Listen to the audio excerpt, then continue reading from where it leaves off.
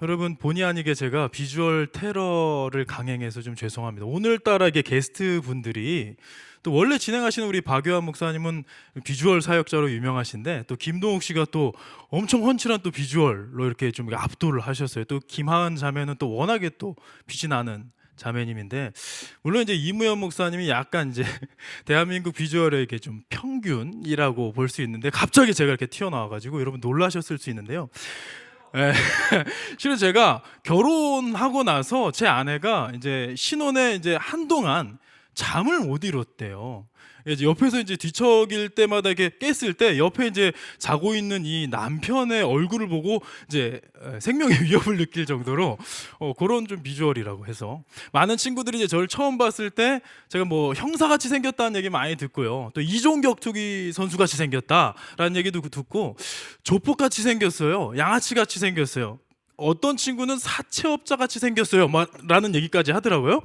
어쨌든 제 비주얼이 이렇게 생겼는데 그러다 보니까 많은 분들이 제가 고은식 목사는 이 길에 들어서기 전에 엄청난 급격한 회심, 그러니까 그 이전에 좀 어두운 과거가 있을 것이다 라는 생각들을 많이 하시더라고요. 그래서 오늘은 좀 이제 제 이야기, 제가 하나님을 만나서 이 길, 다음 세대를 위한 이 길에 들어서게 된 이야기 좀 간증을 좀 나눠보려고 합니다. 실은요, 저는 생긴 거답게 좀 이제 모험도 좋아하고 이제 남자다운 거, 사나이 막 이런 거를 좀 좋아해요. 그래서 제가 중학교 때 꿈이 뭐였냐면 가출하는 거였어요. 왜냐면 어른들이 이게 간섭하고 이게 잔소리하는 거 이런 게 싫어가지고 좀 자유, 독립 이런 것들을 좀 기대했는데 실은 저희 부모님이 그 기회를 안 주셨어요. 왜냐면 저희 부모님이 너무 사랑이 넘치고 인격적이신 분이라 우리 가정같이 화목한 집안에서 집을 나가면 이건 이제 내가 봐도 제가 어린 나이에 제가 봐도 야 이건 사람이 할 짓이 아니다 할 정도로 화목한 가정이었습니다. 저는 믿음의 5대입니다.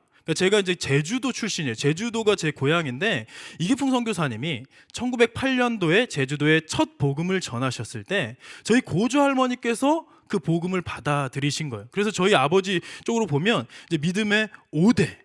그래서 믿음의 가문에서 어떻게 보면 한국 교회의 역사와 이게 어깨를 나란히 하는 믿음의 가문에서 태어난 것이죠. 그리고 저희 어머니는 제주도 선교 100년사의 기록이 되신 분이에요. 저희 어머니가 초등학교 교사셨는데, 그러니까 이제 20대의 그 이제 젊은 아가씨였죠.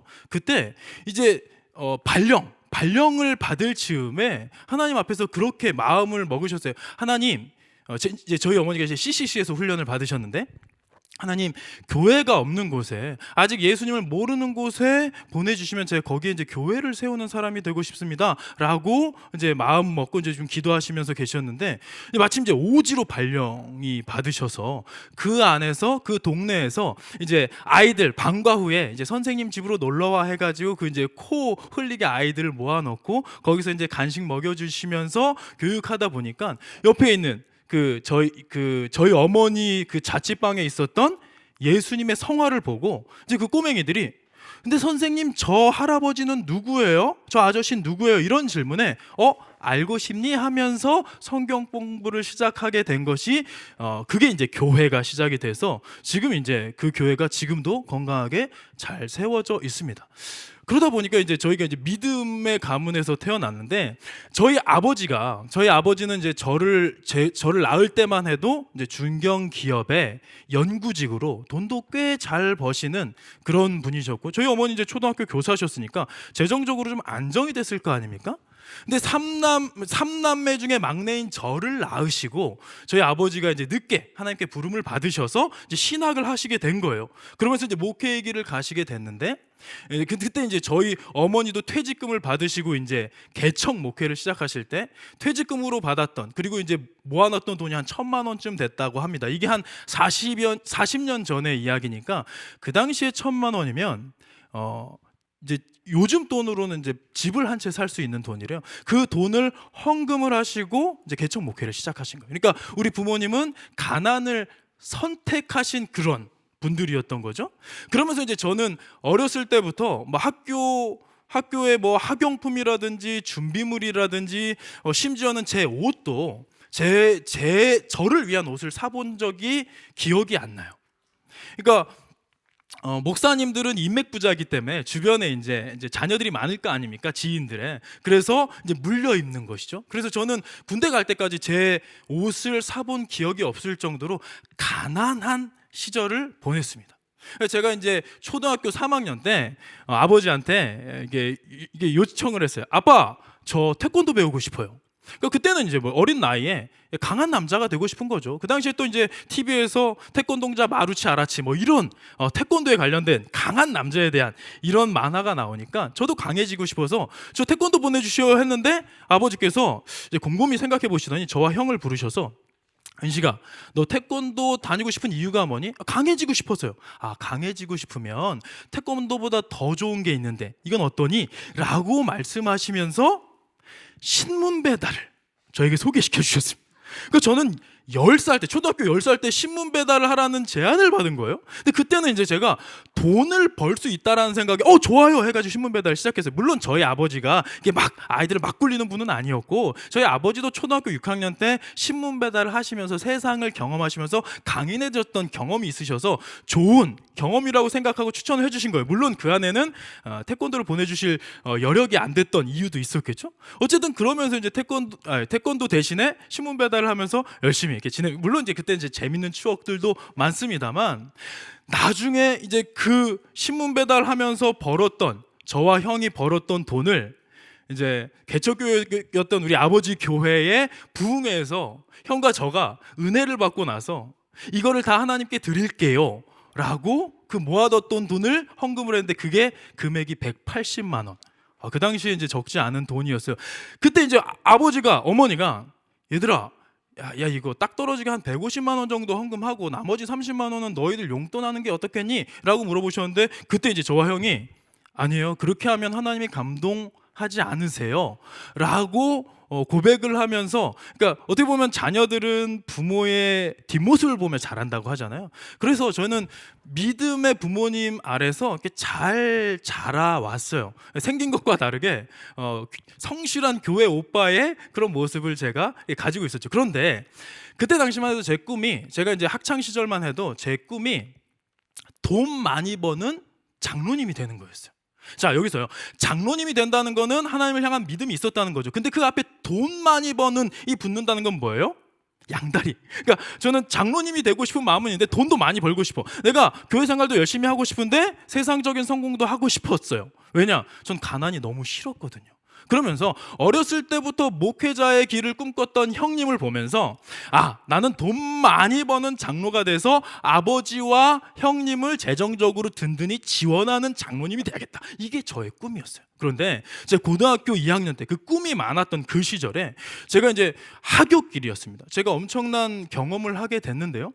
하굣길에 선생님이 심부름을 시켜가지고 그 심부름을 위해서 이제 하굣길에 이제 애들이 한 100여 명 이제 횡단보도 앞에 모여 있었어요. 그 앞에서 제가 이제 이 심부름을 빨리 끝내야 되니까, 그래야 집에 갈 수 있으니까 그 맨 앞에서 이렇게 신호등이 바뀌기만을 기다리고 있었습니다. 거기서 이제 초록불이 딱 바뀌자마자 제가 전속력으로 뛰어나가기 시작했는데요.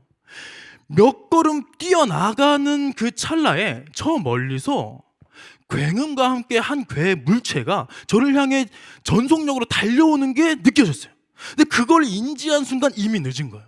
제가 그 젊은 나이에 무슨 생각을 했냐면 나 이렇게 죽는구나 라는 생각이 들었어요. 그 인식하자마자 그 하얀 택시, 그러니까 이 택시는 아마도 이제 노란불로 바뀌니까, 이제 초록불에서 노란불로 바뀌니까 이거 기다리기 귀찮으니까 이제 사람들이 뛰쳐나오기 전에 악셀을 밟고 뛰쳐나간 거죠. 이게 지나가려고 했던 거죠. 근데 그때 제가 훅 튀어나오니까 부딪히는 상황이 된 거예요. 근데 그 순간에 누군가 제 뒤에서 제 목덜미를 확 낚아채는 거예요. 제가 거기서 부딪히려는 찰나에 제 몸이 360도를 돌면서 제 책가방이 이 차의 사이드 미러를 쳤고요. 뻑소리와 함께 사이드 미러는 산산조각이 났고, 이 차는 저를 치고 나서도 끽 브레이크를 밟더니 15m 정도 더 가서 멈춰 섰어요. 그 장면을 봤던 학생들 중에 한 여학생은 주저앉아서 울더라고요. 왜? 자기 눈앞에 사망사건을 목격한 줄 알고요. 근데 저는 털끝 하나 다치지 않았어요. 그때 제가 뭘 했을까요? 저는 그 순간에 막 하나님 감사합니다 이런 기도를 한 게 아니라 그 정도까지 제가 믿음이 좋진 않았던 것 같아요. 그 순간에 뒤를 돌아봤어요.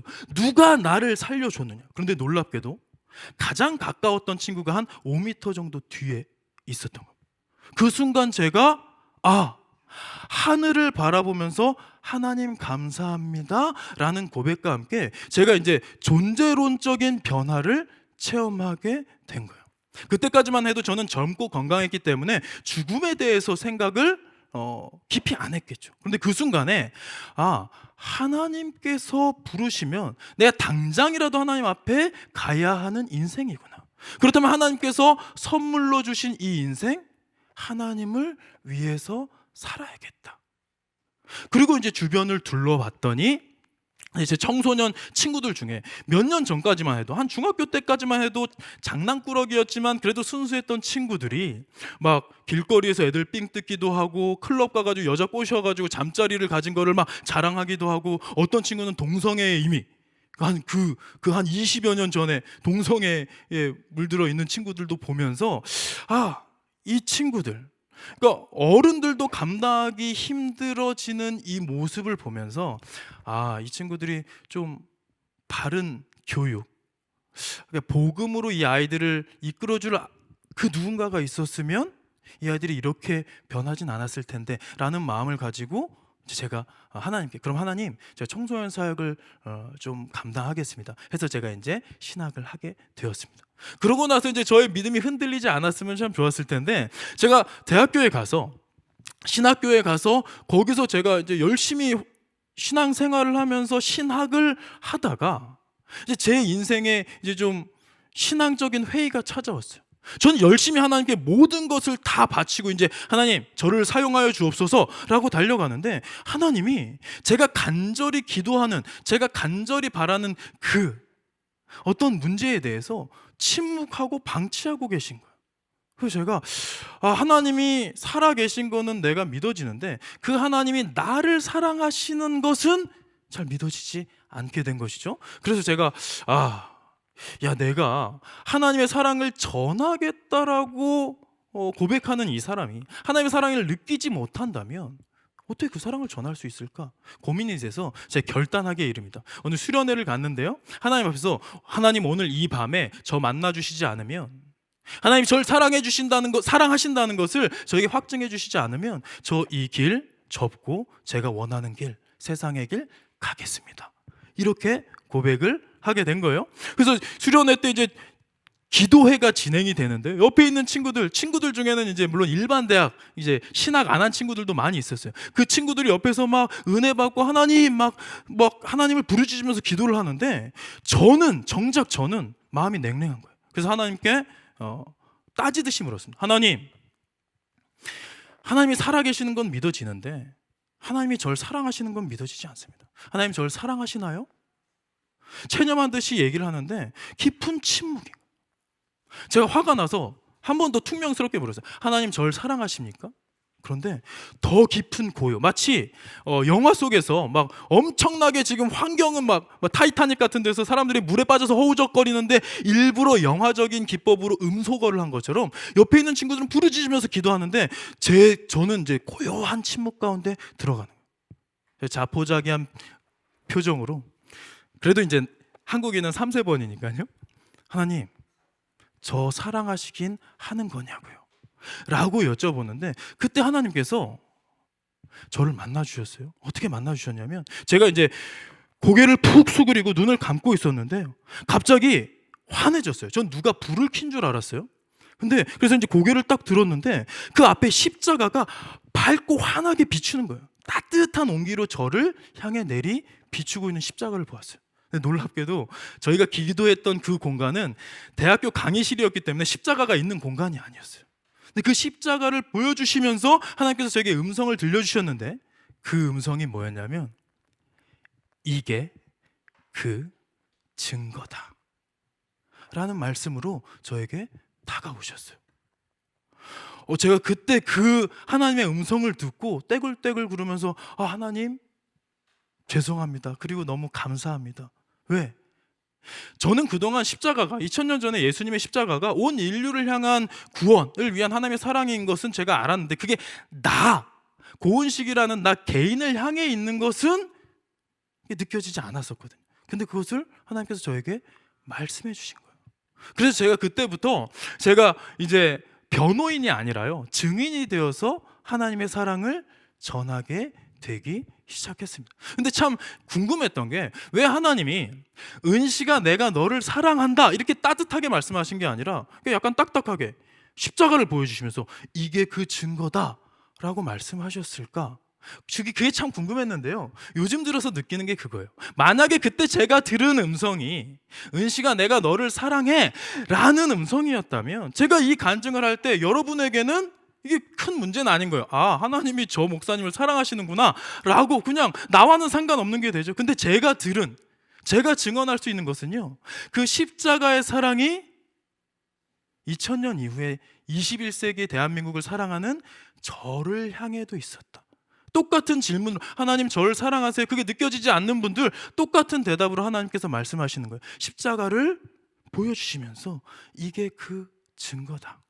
전 여러분들이요, 이것이 가슴에 새겨지실 수 있었으면 좋겠습니다. 오늘 이 영상으로 함께 하시는 우리 시청자분들, 하나님이 나를 사랑하신다는 그 사랑, 그게 십자가라는 것을 좀 기억하시면서 우리가 천국 갔을 때 천국에서 하나님 품에 행복하게 안겨서 그 사랑을 좀 기억할 수 있었으면 좋겠고요. 저는요, 천국에 갈 때 딱 두 부류가 있을 거라고 생각을 해요. 천국에 딱 입성하는 크리스찬들은 딱 두 부류가 있을 겁니다. 한 부류는요, 우와!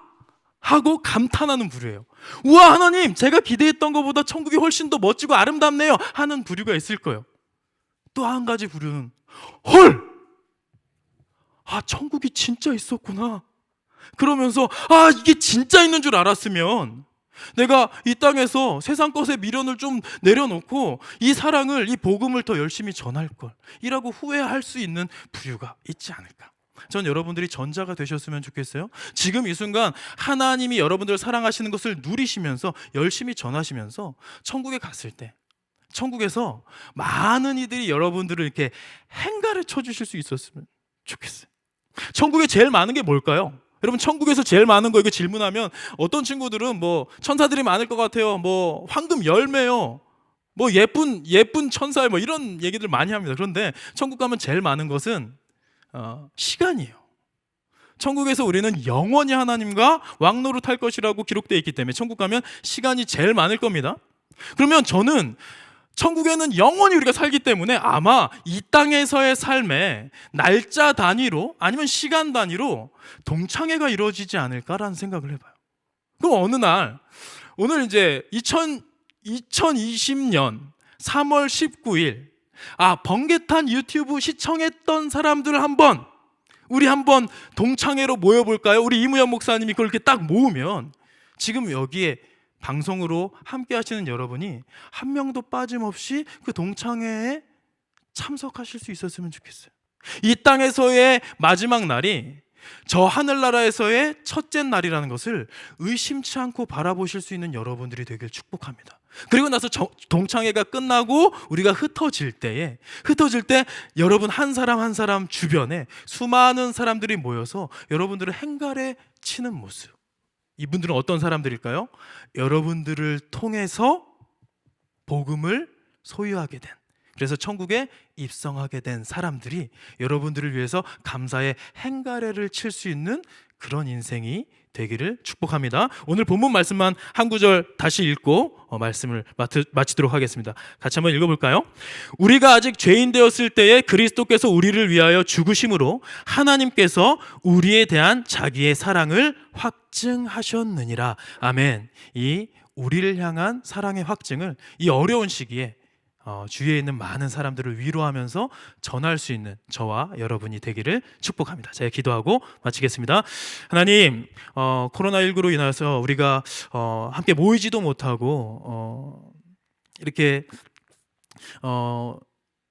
인간적인 교류들이 이제 얼어붙은 이 시점에서 우리가 하나님의 사랑으로 위로받는 시간들이 되길 원하고, 그 사랑을 고통받는 세상의 많은 이들에게 그 평안을, 그 행복을 그 놀라운 특권을 전해서 많은 이들을 주님의 나라로, 하늘나라로 이끌 수 있는 우리 모두 될 수 있도록 우리 가운데 임재하여 주시옵소서. 감사드립니다. 예수님 이름으로 기도합니다.